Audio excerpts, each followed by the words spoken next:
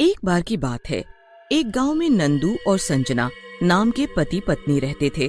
दोनों एक दूसरे से बहुत ही ज्यादा लड़ते थे। एक दिन नंदू और संजना जोर जोर से लड़ रहे होते हैं। तभी वहाँ गांव वाले आ जाते हैं और उनको लड़ता हुआ देखते हैं। इस बात पर नाराज होकर गांव वालों ने उन दोनों को गांव से बाहर रहने को बोल देते हैं।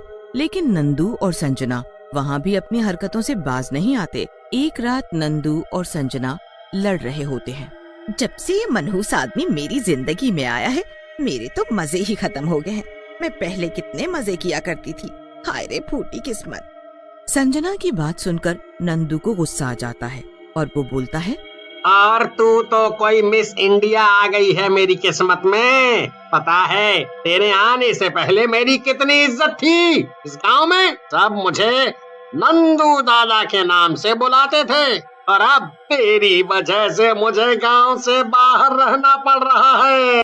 नंदू और संजना की बातें उन दोनों के घर की छत पर बैठी चुड़ैलें भी सुन रही होती हैं, जिनका नाम काली और गोरी चुड़ैल होता है। काली चुड़ैल गोरी चुड़ैल से कहती है, अरे ये दोनों पति पत्नी जब से यहाँ आए हैं लड़ लड़ के कितना शोर मचा रखा है। मुझे तो बहुत गुस्सा आ रहा है इन पर। किसी दिन कोई मर न जाए मेरे हाथों से। काली चुड़ैल की बात सुनकर गोरी चुड़ैल हंसने लगती है और बोलती है, भूल गए अपने वो दिन जब तू अपने पति के साथ लड़ा करती थी।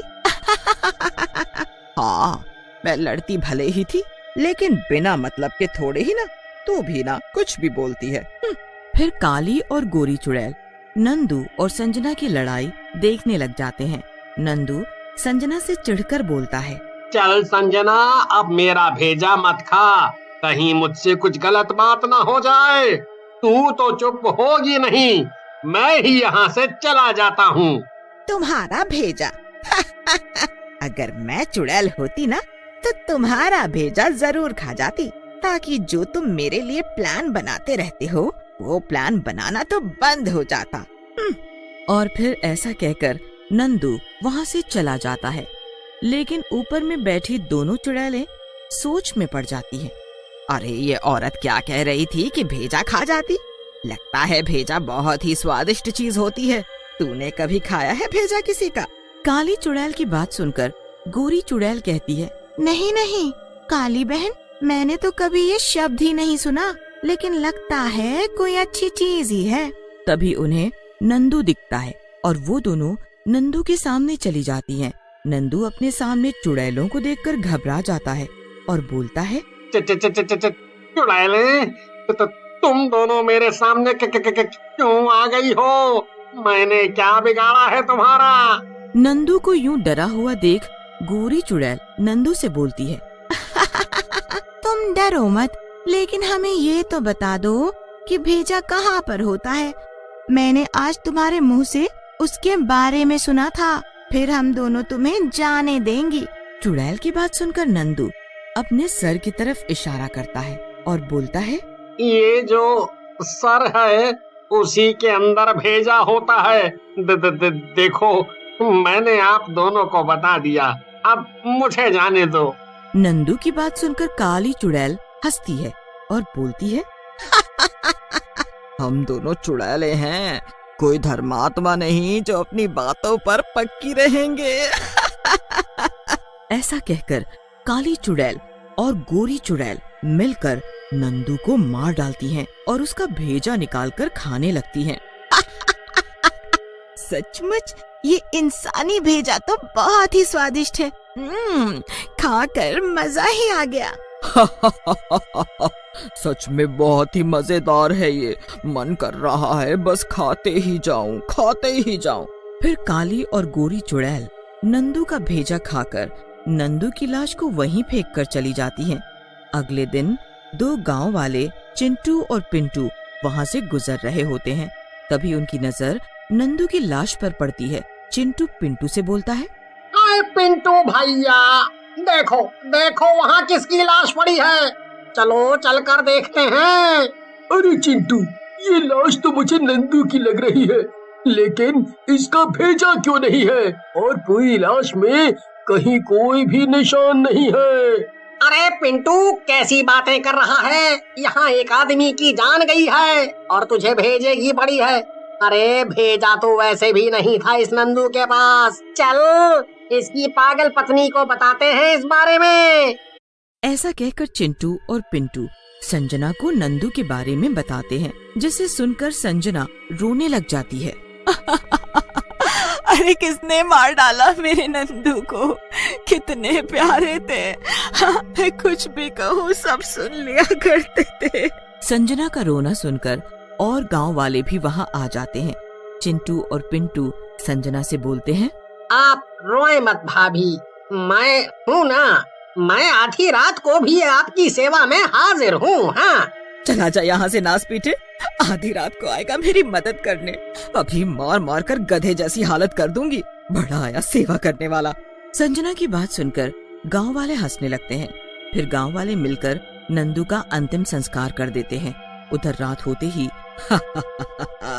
कल तो सचमुच मजा ही आ गया, कितना स्वादिष्ट था उस आदमी का भेजा। आज भी कुछ वैसा ही मिल जाए तो मजा आ जाए।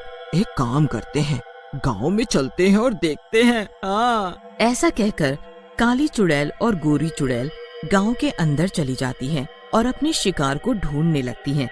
तभी उनकी नजर एक शराबी पर पड़ती है और वो उसके पास जाकर बोलती हैं, हम चुड़ैल हैं, हम तुझे मारने आए हैं, मार कर तेरा भेजा खाएंगे। चुड़ैल की बात सुनकर शराबी बोलता है, क्या कहा चुड़ैल? अगर तुम दोनों मुझे ऐसे हंसाती रही तो मेरा नशा उतर जाएगा।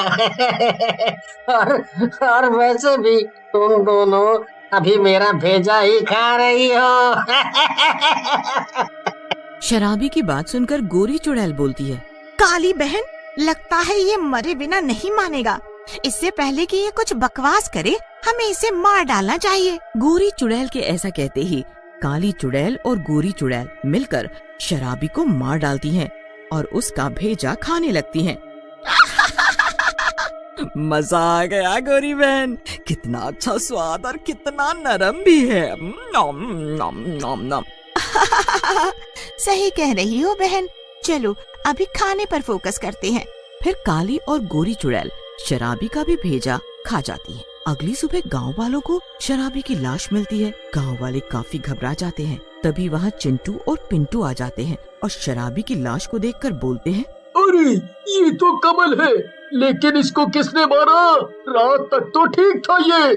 अरे भैया, इसे किसी ने मार कर इसका भेजा खा लिया है।